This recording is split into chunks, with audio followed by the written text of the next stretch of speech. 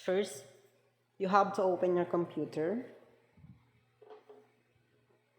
So, ayan, after you open your computer, click Open Network and Sharing. Hanapin mo yung Change Adapter Settings. Then right-click Ethernet. Click mo yung Properties. Then hanapin mo si Internet Protocol version 4 TCP. Yan, Properties. Then use the following IP address. Then ilagay mo yung preferred IP address na binigay sa inyo ng inyong assessor. Ayan. So as you can see, yun lang gagawin mo. After nun, X mo na yan.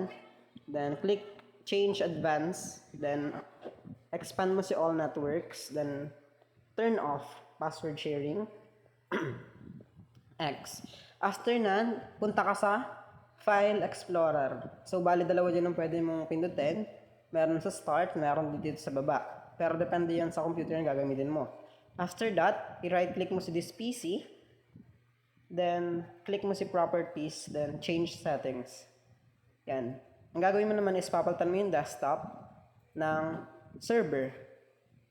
Kasi nga ang ginagawa natin is peer-to-peer. So, work group na talaga yan. Pero depende pa rin yan sa assessor mo. Yan. Tapos after nun, okay.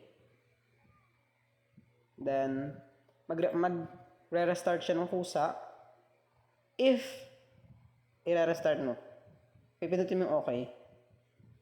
Ayan, click OK, close, then restart now.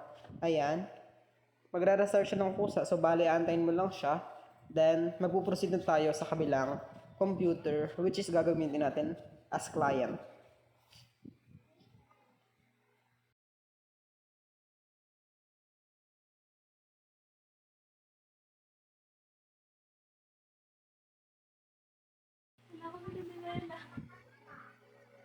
Ayan, after you restart your computer, mapunta na tayo sa kabilang computer. Ilalagin mo lang yan. I-enter mo yung password mo, then same step. Hanapin mo si click mo si Open Network and Sharing. Then hanapin mo yung Change Adapter Settings. So bali yun din ang gagawin mo kung anong ginawa mo kanina. Ayan, right click mo, then hanapin mo yung Properties. Yan. This time, yun pa rin ang hahanapin natin, pero yung preferred na IP address na gagamitin natin is dapat mas mataas dun sa ginamit natin kanina. Kumbaga, kung ang ginamit ko kanina ay 10, ang gagamitin natin sa client natin na PC or na is 11, which is mas mataas dun sa isa.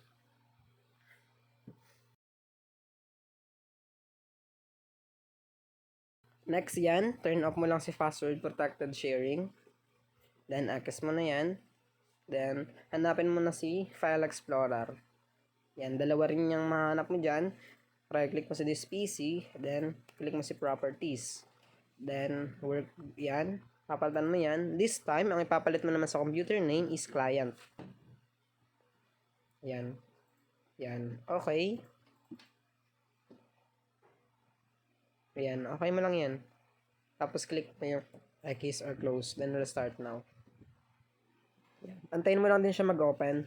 Then, after nun, is i-check na natin kung nag-meet na ba yung dalawa na computer natin na ginagamit.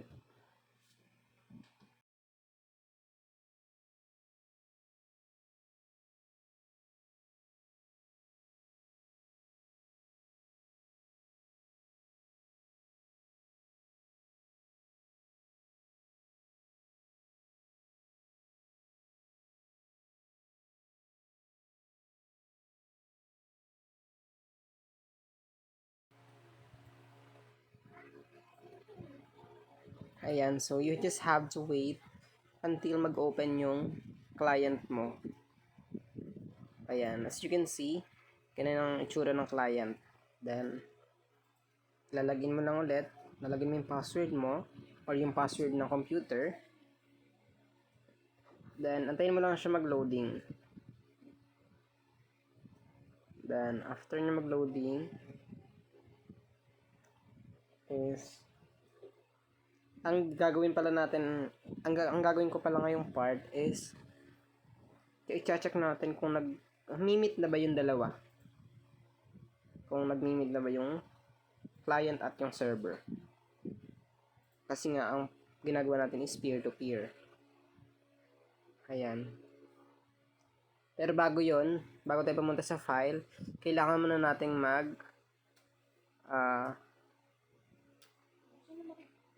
command prompt. Magpiping tayo. Check natin kung mag-mimit na ba siya. Kailangan ang nakalagay dito is 0%. Ibig sabihin nun, successful na yung nagawa natin. Ayan. Sa pagpiping, kailangan ang ilalagay mo ditong IP address is yung IP address ng kabilang computer mo. Kumbaga, kung client ang gagamitin ko sa pagpiping, kailangan ang gagamitin kong IP address is yung kay server. Ayan. As you can see, request timeout. Ibig sabihin ng request timeout is it's either mali yung ginawa mo nung kanina, yung pagpapalit ng names and paglalagay ng IP address, or hindi naka-open yung sa network. Kailangan naka-open yon. So, check natin kung naka-open ba. Click mo si network. Then, ayan, as you can see, naka-close po siya. So, kailangan mo siyang i-turn on.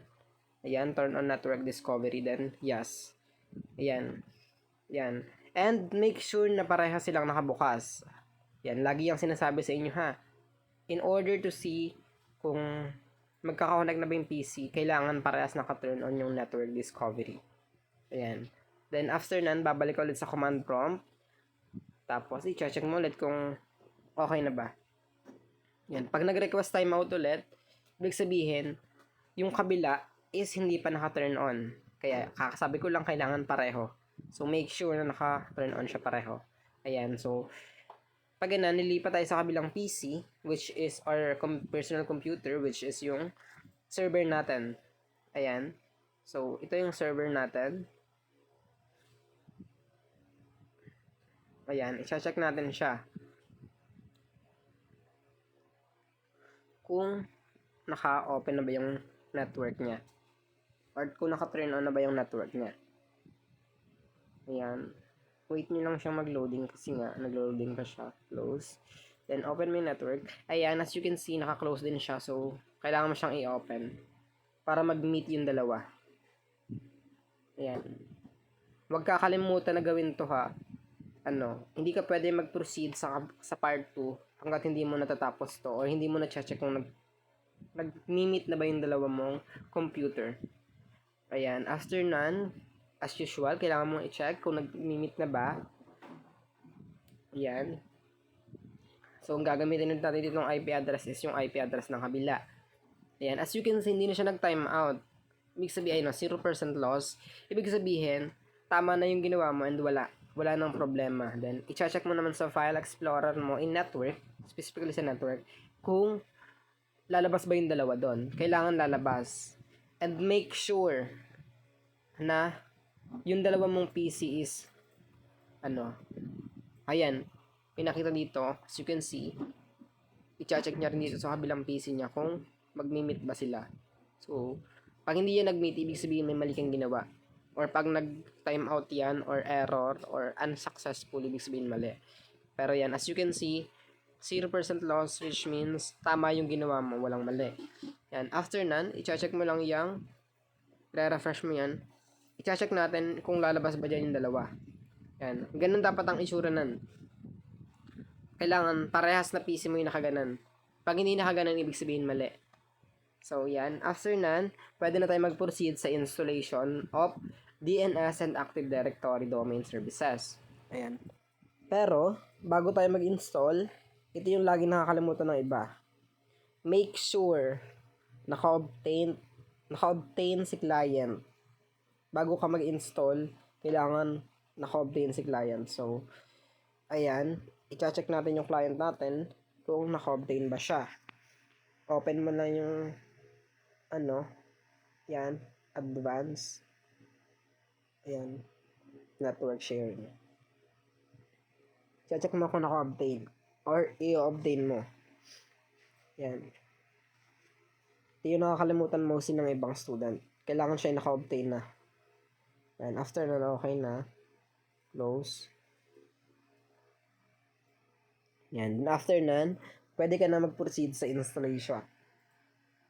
Ayan. Sa installation, madali lang. Ayan. So, open mo lang sa server manager. Ayan.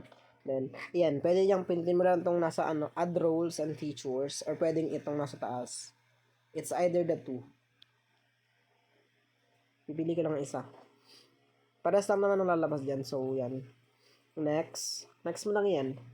Yan. Tapos, check mo yung Active Directory Domain Services and si DNS server. Ayan, next. Ayan. Yan. Next. Next.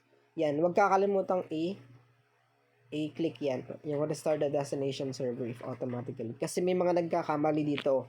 Nagpo-proceed sila sa pag-i-install ng DHCP na hindi nila nare-restart yung PC nila o yung computer na gamit nila. So, iwasan natin yung ganun. Ayan. Wait mo lang siya mag-install. Then, after na napuno ng kulay white, may lalabas dito dapat sa box na to na promote. Tapos i-click mo lang yung promote. Ayan, so antayin natin mapuno yung loading. Medyo matagal lang to, so kailangan natin ng counting patience. Literal na patience. Ayan, so as you can see. And ano pa lang to? Part 2 pa lang po to ng COC3. So, hanggang part 7 po to. So, kailangan mo magantay ng matagal.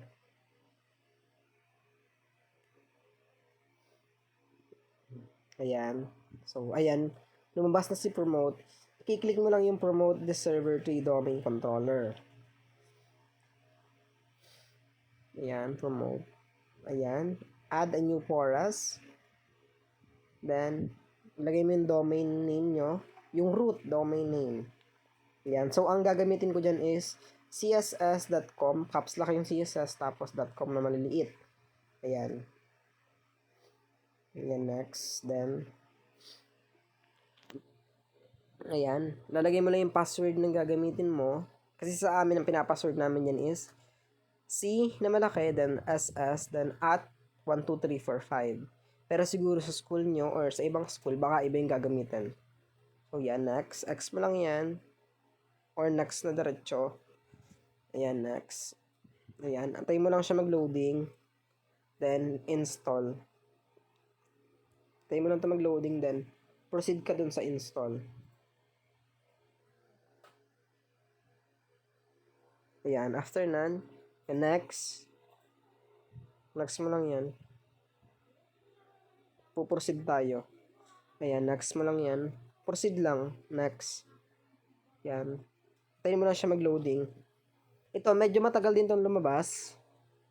Kasi sinacheck niya pa. Kung, ayan. After nun, saka mo install. Yan. Install mo lang, then, antayin mo lang yan matapos. Ito, medyo matagal din to, so kailangan mo talaga ng pasensya. Then, ayan, as you can see, nag-install na siya.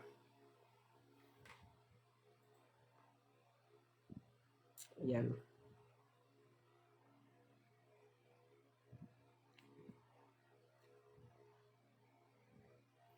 Antayin mo lang yan, medyo matagal yan.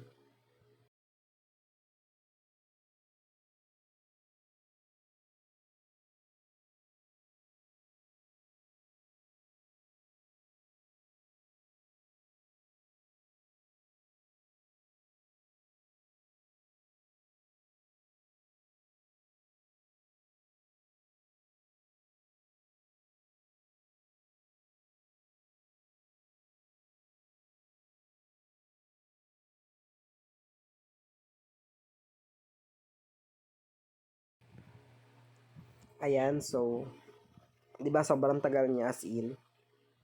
Ayan, antayin mo lang yun matapos, then, kusa na may lalabas dyan na ano. Yan, you're about to be signed out.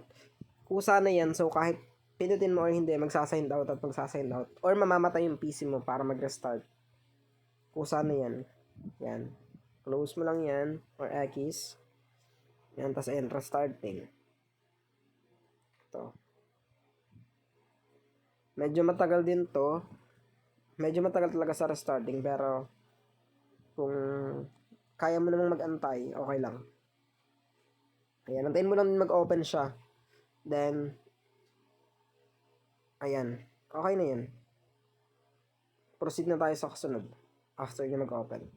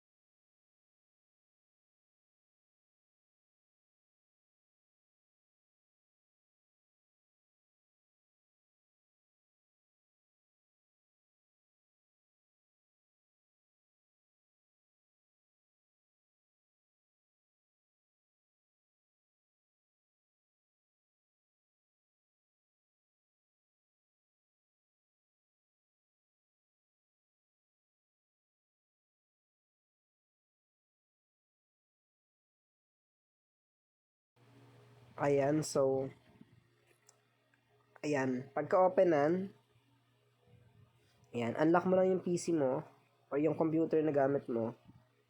Then, yan. Ngayon naman is mag-i-install tayo ng ng DHCP. Pero before that, kailangan makopy mo yung IP or yung link, IP address. Yan, kailangan makopya mo yan dito sa preferred DNS server. Yan, kokopyahin mo siya. Yan, after nan, close mo lang yan. Then, disable mo lang. Then, wait ka ng mga 5 seconds. Then, enable mo na ulit. Yan. Then, after nan, proceed ka na sa pag-install ng DHCP. Yan. Yan. Open mo na sa DHCP. Ay, install mo na sa DHCP. Ayan, add roles ulit. Next mo lang ng next hanggang lumabas yung checkan. Ayan, install mo sa DHCP server. Ayan. Then, next mo na yan. Ayan, next mo na. Restart the destination server if a server is automatically required. Ayan. Medyo matagal din to, so kailangan din dito ng patience. Same lang din to kanina, kung gaano katagal yung kanina, ganoon din katagal to. So, kailangan mo talaga siya mag-antay. This time, ang lalabas naman is configure. Kanina 'di ba promote? Ngayon naman configure. Ayan, i-check mo lang. Ay, i-wait mo lang. Magwe-wait ka lang dyan. Ayan, so medyo matagal talaga siya. So, konting pasensya na lang.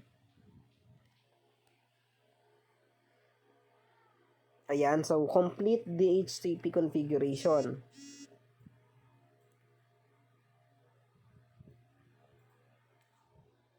Ayan. And next. Ayan. Click mo lang si CSS Administrator, then next mo na ay commit. Click mo yun as commit. Yan. Yan. Make sure na nakalik ka, then commit. Yan. Then close. Then, punta ka sa tools. Ayan. Tools. Click mo yung tools. Click mo si DHCP. Ayan. Expand mo si server saka si IPv4.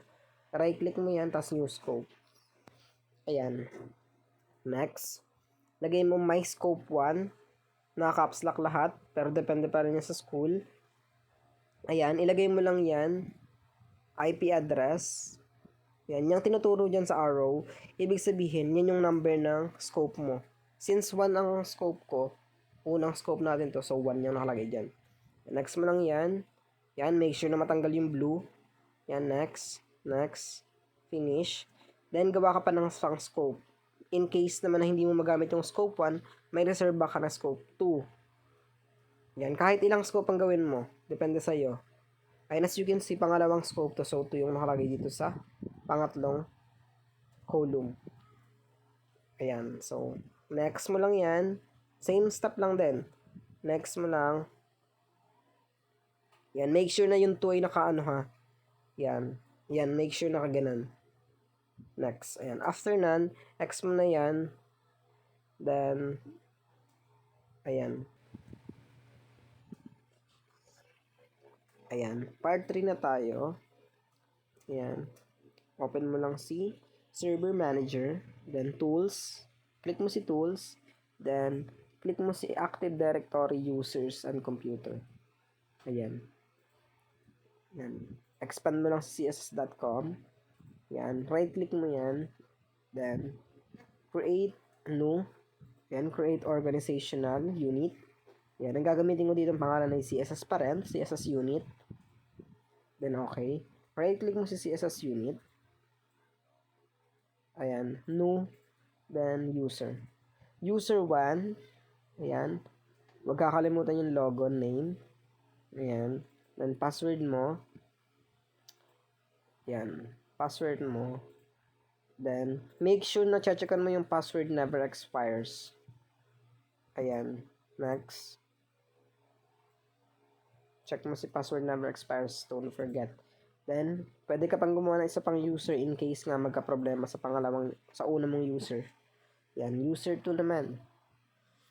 Ayan, next mo lang yan. Ganun din, same password lang din. Same step, click mo lang yung box ng password never expires. Ayan, then copy mo lang yan. And then next. Ayan. Then after none, is check mo na sa kabila mong PC kung nag-mimit ba sila. Ayan.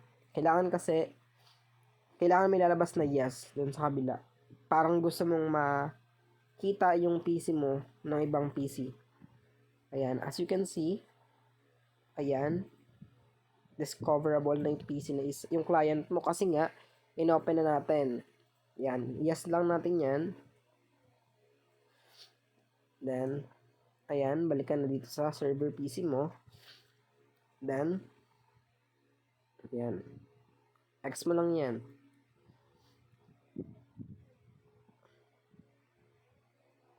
Ayan. So, X mo lang yan. Then, ayan. Ayan, so, next step natin is, click mo yung desktop mo. Yan. Ang tawag dito is folder redirection or create folder redirection. Yan. Rename. Folder or CSS na lang. Since CSS ang gusto kong i-name. Yan. Properties. Sharing. Share. Yan. If everyone. Add. Then read and write. Then share.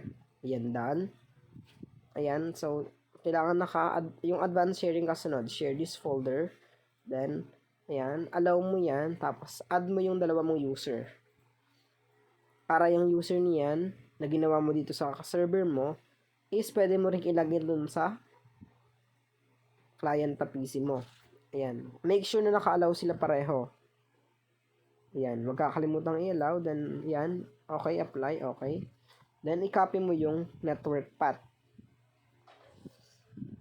Ayan. Copy mo lang sa network path. Then, yan. Then, X mo na yan. Then, punta ka sa server manager. Ayan. Tapos, tools. I-click mo yung tools. Ayan. Then, after mo maklik yung tools, hanapin mo si group policy management. Expand mo si Porras. Expand mo si domain, si css.com, si CSS. Ayan. Hindi. Yan, create GPO. CSS GPO ang ginamit namin. Edit. Yan. Expand mo yung pangalawang policy. Then, yan. Expand mo lang. Gayahin mo lang yung step na ginawa ko kasi same lang naman yan. And basic. Then, yan. Root path. Ipe-paste mo yung kinapay mo kaninang link. Then, yan. Check always. Lagi nyo titignan yung also. Kung yun bang may check. Kailangan nyo nang may check lagi. Yan. Then, after nun, pwede mo na siyang i-X. Ayan. Pwede mo na yung i-X.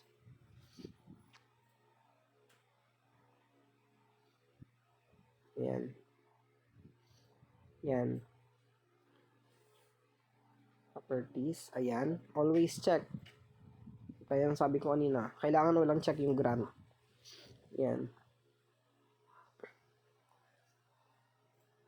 Next step is, yan. Mag-GP update tayo.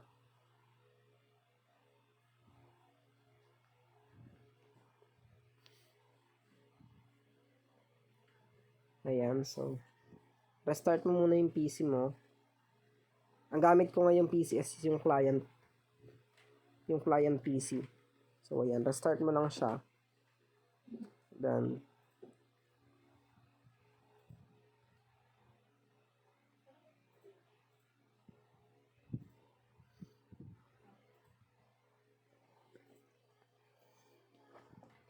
ayan.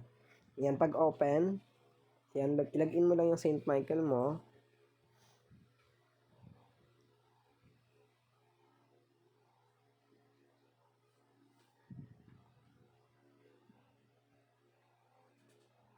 Ayan.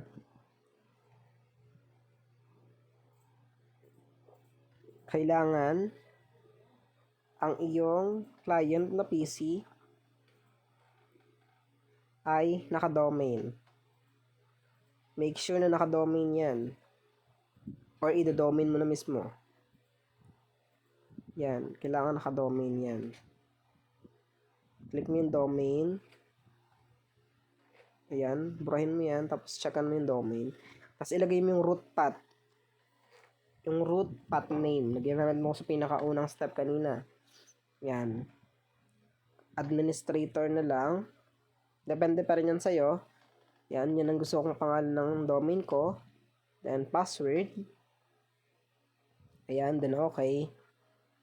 Then yan. Okay na lang yan. Magre-restart na yan ng kusa. Yan. Close mo lang yan. Then restart now. Ayan. So, antayin mo lang siya ulit mag-open. Then, mag-proceed na tayo sa kasunod na step. Ayan.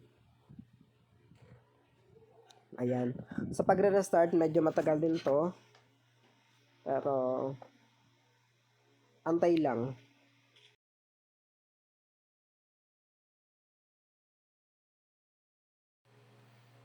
Ayan. So, ayan. Pagka-openan, yan, other user, login mo dyan yung user 1 mo. Ayan, user 1, then lagay mo yung password. Ayan. So, open, antay mo na siya mag-open. Then, ayan. Wait mo lang yan, medyo matagal. Medyo matagal yan, so kailangan mo antayin. Ayan, so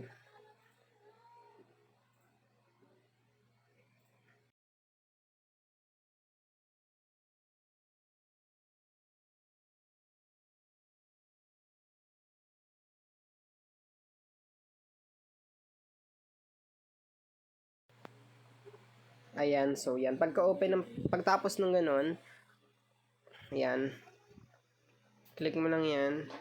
Refresh mo lang siya. Yan, then proceed ka sa command prompt. Yan, magko-command prompt tayo. Yan, so CMD or command prompt. Ayan. So, GP update. Type mo lang GP update. Ayan, then kailangan mag-successful yan. Pag may warning, ibig sabihin may mali kang ginawa. Pero pag successful lang, ibig sabihin tama.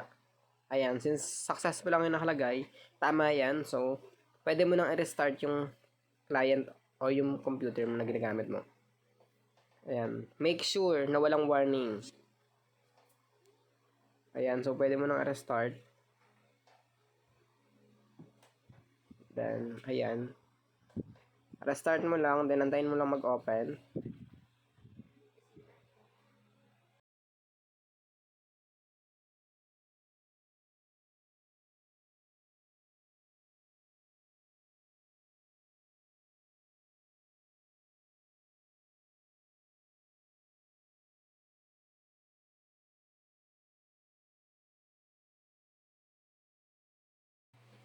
Ayan, so pagka-openan, ganun lang din, sa user 1 pa rin tayo mag-login. Ayan, so lagay mo yung password mo. Ayan, so antayin mo lang siya mag-loading.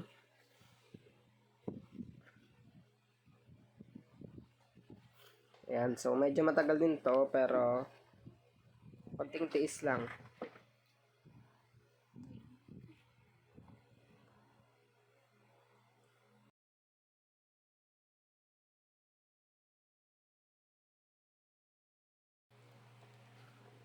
Ayan, so tayin mo lang yan. And after nan, pwede mo na siya refresh. Then, yan, refresh mo lang muna. Then, yan, kikreate ka ng folder sa client mo. Ang ginagawa natin is check natin kung magkikita ba yung dalawa. Ayan, i-check mo muna kung naka-connect na nga ba sa kabila. Ayan, so open mo tong CSS na file or desktop na lang, yung CSS na file. Ayan, user 1. Ayan yung desktop. Ito yung folder dito sa kabila. Ayan, as you can see, magka-connect na sila. Pag gumawa ko dito ng folder or ng kahit anong file, ayan, as you can see, gumagawa ko ng file dito. And then, makikita ko siya dito sa kabilang, ayan, CSS student yung file ko. Tapos andito siya sa kabila, sa desktop ko. Ibig sabihin, nagkikita na sila. Ayan, nasa loob siya ng desktop. Ayan, CSS student. Ibig sabihin, nagka-connect na, kaya mo nang magpasa ng file kahit malayo. Ayan, next step is, click mo lang yan sa server manager.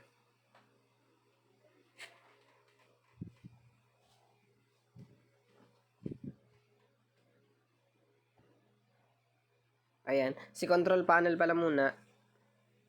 Then, click mo si system. Then, ayan, remote settings. Then, allow mo yan pareho. Parehas na PC dapat, or parehas na computer dapat is naka-allow. Ayan. Then, after nun, X mo na yan. Then, pwede ka na mag-proceed sa kabila. Sa kabilang computer. Kasi kailangan nga naka-allow siya pareho. Ayan, so, remote, desktop. Ayan, allowed network or yung remote desktop connection. Ayan. Ilalagay mo dito yung pinakaunang IP address. Yan, yung pinakaunang IP address ng kabilang computer. Make sure. Kasi nga i-check mo kung kaya mo na bang kontrolin. Ayan, so use another account. Yung ginawa mong domain kanina, which is administrator. Ayan, password. Ayan, then antayin mo lang itong mag-loading. Medyo matagal din to. So, kailangan dito ng konting patience. Ayan, so antayin mo lang siya mag-loading. Ayan, so antayin mo lang yung mag-loading. And, ayan, click mo lang yung yes. Make sure na ma-click mo yung yes na yan. Ayan. Then, antayin mo lang siya.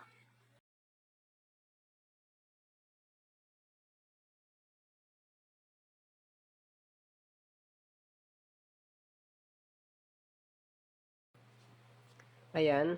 Ayan, as you can see, nakikita na dito sa client server, ay nakikita na dito sa client computer mo yung server computer mo. Yan. Yan.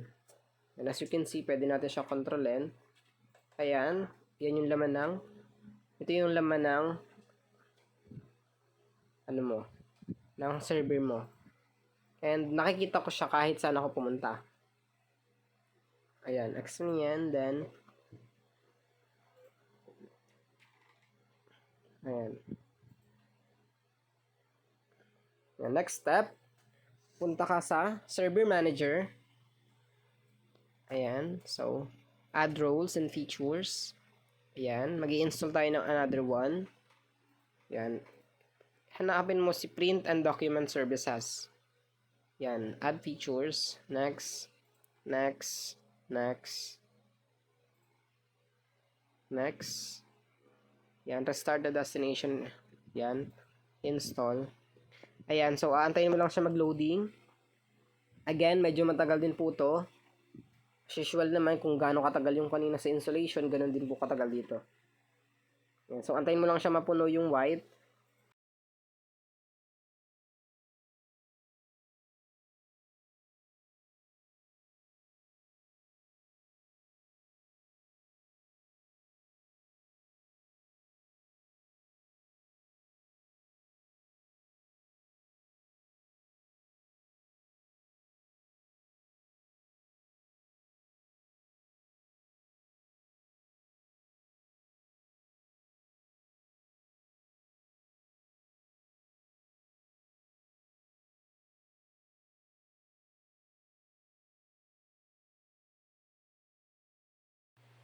Ayan, after mapuno ng white, X mo na yan. Close. Ayan, close. Tapos, punta ka sa tools. And, ayan, hanapin mo yung print management. Ayan, expand mo si print server sa kasi server local. Expand mo si printers. Ayan, then, yan, deploy. Ayan, deploy with group policy. Ayan, so hahanapin mo yung ginawa mong GPO kanina. Ayan, CSS GPO. Okay. May mga circumstances na medyo matagal yon, so kailangan ay retry mo lang siya na retry. Ayan, then after nan, i-check mo na kung okay na ba yung printer nyo.